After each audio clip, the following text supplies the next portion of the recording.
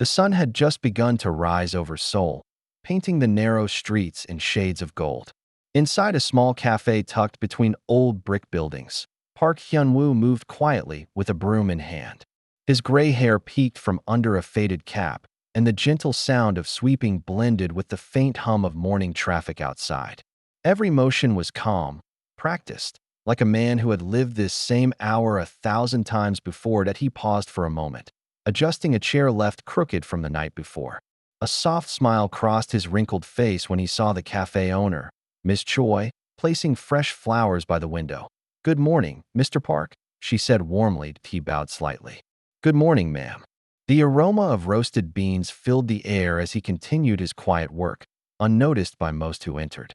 To them, he was just another old janitor, but to himself, he was simply grateful for another peaceful morning. The bell above the cafe door jingled sharply as three teenagers burst inside, their laughter echoing through the quiet space. Kim Min-jae, the confident one with dyed brown hair and a designer jacket, led the way. Behind him followed Lee Soo-jin, stylish and loud, and Young Jae-hyun, quieter, his phone half raised as he filmed their playful chatter. They claimed a corner table, tossing their bags carelessly onto the seats. Music played from a small Bluetooth speaker, filling the cafe with the beat of a trending pop song. Miss Choi shot them a polite smile, but sighed softly. She'd seen this group before. Da-hyun-woo, still sweeping near the counter, bowed slightly as they passed. But Min-jae barely noticed. "Man, this place smells like old people," he joked, wrinkling his nose.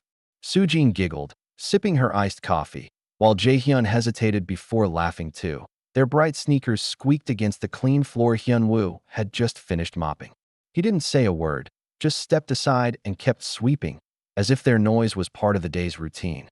The teens' laughter grew louder, carefree and careless, until one of them noticed the janitor's old, frayed jacket. Min-jae leaned back in his chair, eyes narrowing at the sight of Hyun-woo's worn-out jacket. The edges were torn, the color faded to dull gray, and one sleeve hung loosely by a weak seam. A crooked grin spread across Min-jae's face. "Hey, Soo-jin," he whispered loudly. "That jacket's older than my dad." The group burst into laughter. Soo-jin covered her mouth, trying to hide her giggles, while Jae-hyun shifted uncomfortably in his seat. "Come on, don't," he muttered, but Min-jae was already pulling out his phone. "Let's make a clip," Min-jae said, tapping record. "Watch this," he called out. "Hey, Grandpa, you ever wash that thing? Or is it part of a museum?" The cafe went quiet. Hyun-woo froze for a brief moment, then looked up with tired eyes. His calm gaze met Min-jae's, steady, silent, but heavy enough to make the boy falter for half a second. Soo-jin giggled again, nudging Min-jae. "He's not even mad. So chill." Miss Choi looked over from behind the counter, her face tightening. "Min-jae," she said sharply, "enough." But Min-jae shrugged, smirking at the camera. "It's just a joke." Hyun-woo said nothing. He simply turned away, tightened his grip on the broom, and continued sweeping. The camera kept rolling. The laughter slowly faded, leaving only the quiet scrape of Hyun-woo's broom against the tiled floor. He didn't glance at the teens again. His movements were steady, precise, each stroke deliberate, as if every speck of dust mattered. The sunlight from the window caught the faint shimmer of sweat on his temple, yet his face stayed calm, unreadable. Soo-jin sipped her drink, the straw trembling between her fingers. "Why isn't he saying anything?" she whispered. Min-jae leaned back, annoyed. "He knows he can't do anything," he muttered. But his voice had lost its confidence. Across the room, Miss Choi wiped a cup more forcefully than usual, her eyes fixed on the scene.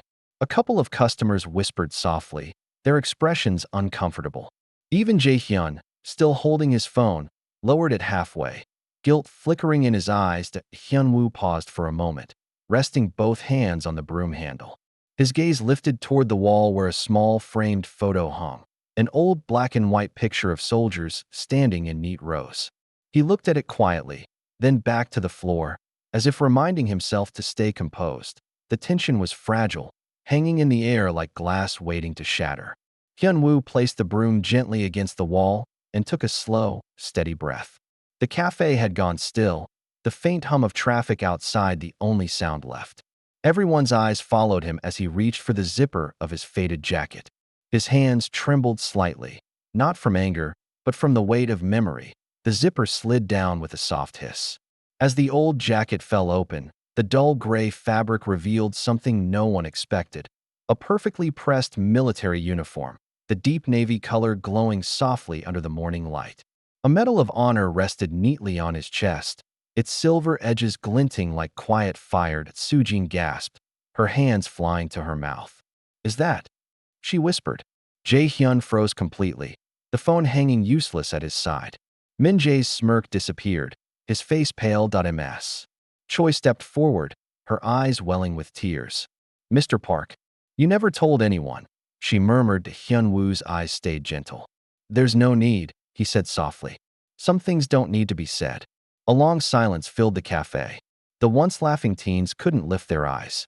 The old man, standing tall now, looked more powerful than anyone in that room, not because of the uniform, but because of the quiet dignity he carried beneath it. For a long moment, no one spoke. Then, as if pulled by the weight of curiosity and guilt, Jae-hyun finally asked in a hushed voice, "Sir, were you in the military?" Hyun-woo nodded slowly, his gaze distant, as though looking through the cafe walls into another lifetime. "A long time ago," he said, "back when this city was still healing." His voice was calm, but beneath it ran a river of memories. The air shifted. A faint echo of his past filled the space. Marching feet, rain-soaked uniforms, the faces of comrades who never came home. He had once stood proudly on parade grounds, a young soldier full of dreams. But after the war, he returned to nothing. No family, no savings, only the will to survive. He started working wherever he could, construction, deliveries, and finally, this cafe. "This jacket reminds me," he said quietly, "not of the battles I fought, but the peace I earned after." Sujin's eyes glistened with tears. Min-jae's throat tightened, regret twisting inside him. The phone he'd used to mock now felt heavier than ever. Around them, the cafe seemed to breathe again.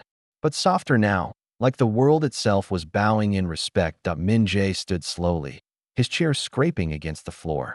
The sound broke the silence like a confession. His voice trembled as he said, "Mr. Park, I'm sorry. I didn't know."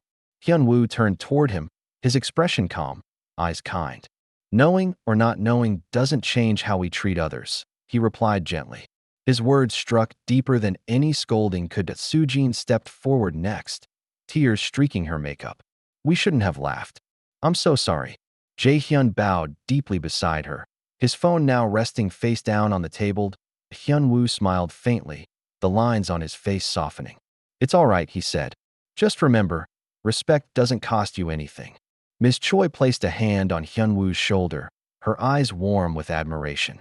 The teenagers bowed again, lower this time, their pride melting into humility. In that small cafe, forgiveness filled the air like morning light, ChatGPT said. The next morning, the cafe felt different. Min-jae, Sujin, and Jae-hyun arrived early, not to hang out, but to help.